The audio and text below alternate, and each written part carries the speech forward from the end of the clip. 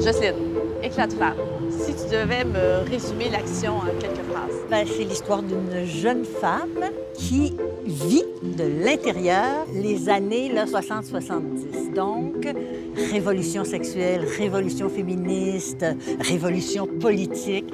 Et ce qui est particulier, c'est qu'elle est impliquée dans tous les mouvements de cette époque-là. Tu as vécu plein de choses, toi aussi, à cette époque-là. Alors, Gwendoline, est-ce que c'est Jocelyne?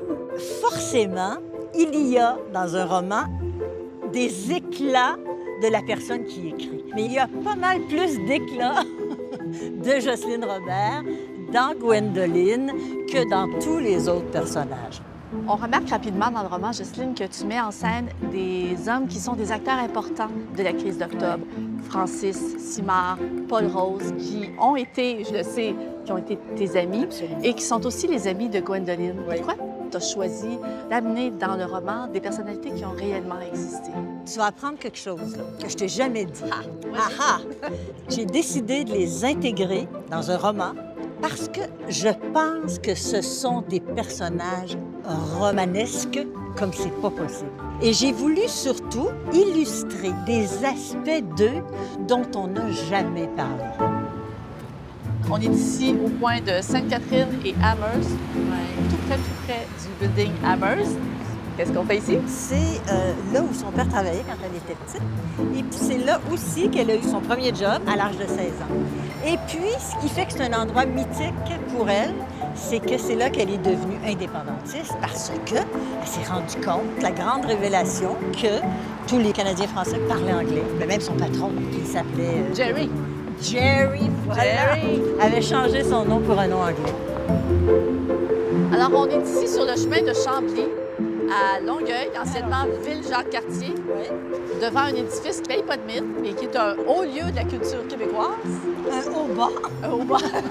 Alors, on est devant le bureau du docteur Jacques Ferron. Qui était là, au 1285, exactement. Et puis, il écrivait aussi, là, son Il écrivait bureau, ici c'est- aussi. oui. OK. Et pourquoi Jacques Ferron est si important pour Gwendoline? Jacques Ferron, il est super important pour Gwendoline. En fait, il a toujours fait partie de sa vie. Quand ils sont arrivés, les Gwendoline et ses parents, dans cette région très, très défavorisée, il est devenu leur médecin de famille. Donc, il soignait sa mère, il a accouché ses sœurs aînées. Et dans les années fin 69, début 70, Gwendoline revient de l'Ouest et elle dit elle-même qu'elle a la tête fêlée comme un chaudron fêlé. Et alors, elle a recours à qui? Au service de Jacques Ferron, qui est aussi médecin, qui n'est pas juste un immense écrivain, qui est son médecin. Et c'est lui vraiment qui l'aide. Et dans ses mots à elle, elle dit qu'il lui a sauvé la tête. Alors, on arrive au 3165 rue Haute à Rosemont. Maison importante pour Gwendoline. Pourquoi importante? Ben, c'est la maison qu'elle a habitée quand elle était enceinte avec son mari. Elle était nouvelle mariée. Et où elle a changé vraiment. Elle s'est retrouvée dans une bulle qu'elle connaissait pas, habituée d'être toujours dans les groupes militants. Et en octobre 70, ben, tout à coup, une nuit, bang, perquisition. Et perquisition avec mitraillette sur la tête du père qui dormait au fond. Et là, les policiers sortent Gwendoline et son conjoint, puis les amènent gentiment, comme des méchants, à la prison.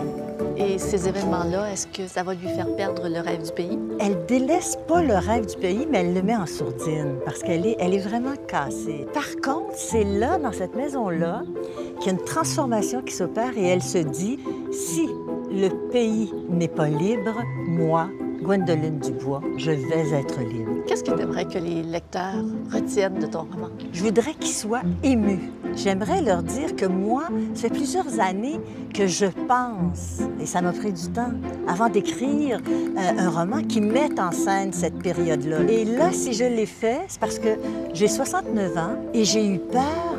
Tout à coup, je me suis dit, s'il fallait que j'oublie ce que je livre dans l'histoire de Gwendoline, personne d'autre peut le livrer. C'est sans prétention, mais je pense que je devais témoigner. Ça me fatiguait. Et si je te demandais aujourd'hui, après avoir écrit tout ce roman-là, de le résumer en un mot? Un mot? Un mot. Dans un mot. Liberté. Liberté chérie.